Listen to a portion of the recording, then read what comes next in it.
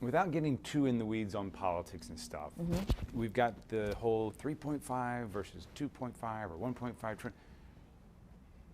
What do you say to those who think that the progressives in Congress are risking getting nothing done if they don't come to the table and pass something before the midterms of next year, and Democrats might lose this opportunity to show people they can govern? What do you say to those who worry about the stance the progressives are making? Communities like ours have been the ones who have so often through the years been the ones who have to accept the crumbs that fall off of a table. I didn't come to Congress to continue to accept that. Like that is off the table for me. We don't deserve the crumbs that are left over when the people who are already full and already have everything that they need as they prosper. That's not why I'm here. I've been fighting for St. Louis before Congress. I promised I would do that here. And so we deserve more than just what the leftovers. The infrastructure package that we wanted to see was so much bigger. It was so much broader. There was the direct investment, the human investment piece was there.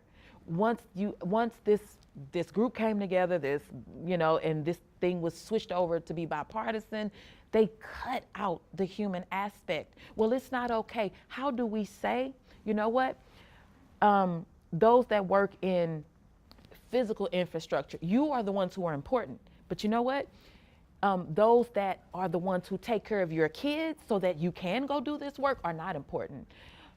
Making sure that your youth that wants to go to college, they're not important, but you making sure you have your work and putting the money into those bridges, that's just what's important. We can't say that any longer. We have to make those investments. And when we want to hype up, we talk about essential workers. We've been talking about them since 2020, but then now we're saying we want to invest in our essential workers.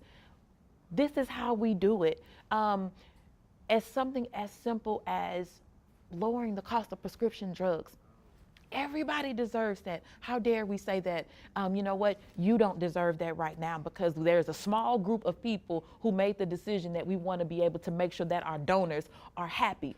Forget your donors because they've been at the table. They've been eating well for a long time. This is about the regular, everyday people who have been struggling and hurting for so long and that are supposed to be happy with the scraps. But I'm one of those people. I have had to live like that and no longer. So no, progressives are holding the line because our people matter. The people, as my father has said over and over again, my father called me the day we had to make the vote. And he said, Cori, you got to remember, it's the people who have to win. And yes, the people of St. Louis have to win. So I'm holding the line. And 3.5 trillion, that was the floor for us. It wasn't the ceiling. And so if we back down, how are those investments ever?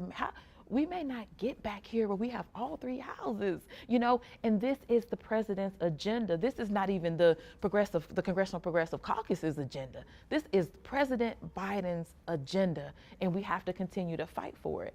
Do you have to sell what's in there better to people to let them know how it will impact their lives individually? Yes, we have to make sure. So that's one thing that we're working on now is making sure that our conversations are talking about what's actually in it and letting people know that a lot of that investment was in the other package and they stripped it out. So we're just trying to make sure that is there. That will bring jobs. That will bring investments in housing. We need those housing investments. It will bring investments in the climate action. St. Louis definitely needs help with in the areas of climate action. It will put billions of dollars in community violence intervention. We need those investments.